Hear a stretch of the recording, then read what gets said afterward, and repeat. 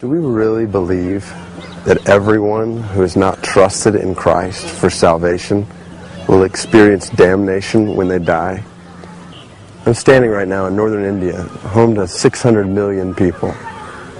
They estimate that about 0.5% of the people around me are evangelical Christian.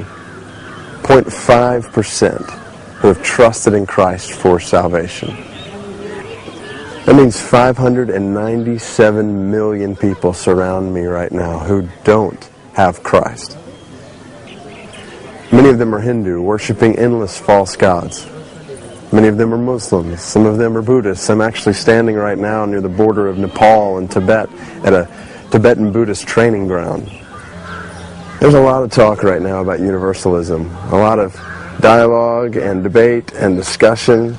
It all revolves around what happens to people who die without Christ. I hope that no one who knows me as either pastor or person would question or wonder where I stand on this issue. The crux of the Bible is clear and the story of redemption is sure. The just and gracious Creator of the universe has looked upon hopelessly sinful men and women in their rebellion, and He has sent His Son, God in the flesh, to bear His wrath against sin on the cross and to show His power over sin in the resurrection, so that everyone who believes in Him, who turns from themselves and trusts in Christ, will be reconciled to God forever. And likewise, the converse is true. Everyone who trusts in themselves and turns from God will be condemned by God forever. This is the gospel that was proclaimed by Jesus. This is the gospel that was proclaimed by Peter and Luke and Paul and John. This is the gospel that's been proclaimed by Christians for the last 2,000 years. This is the gospel that's being declared and defended so well by so many over the last few weeks. But my question is, do we really believe what we're saying? These 597 million people, are all of them going to an eternal hell because they don't have Christ? And there's really only two simple options here. Either number one, we believe, a la Rabel, that all of these people will one day experience God's everlasting love in heaven. Or number two, we believe, a la Orthodox Christianity, that one day all of these people will experience God's eternal wrath in hell. And how we answer that question determines everything about how we live.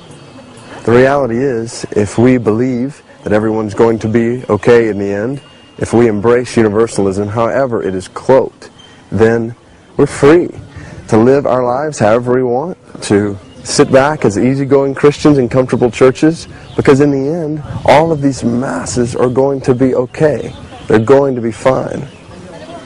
However, if we believe that people around us, 597 million people in northern India, 6,000 plus people groups who have never even heard the gospel, if we believe that they are going to an eternal hell without Christ, then we don't have time to play games with our lives, and we don't have time to play games in the church. We have a mission that demands radical urgency. Here's the deal. Intellectual universalism is dangerous, thinking that in the end everyone is going to be okay. But functional universalism is worse, living like in the end everyone is going to be okay. So let's fight them both. In our heads, in our hearts, let's hold fast to the truth of this gospel. And in our lives, let's sacrifice everything we have. Our possessions and our plans and our dreams, our safety, our security, if necessary, our own lives, to make this gospel known among all peoples. That is the only possible response for people who really believe this book.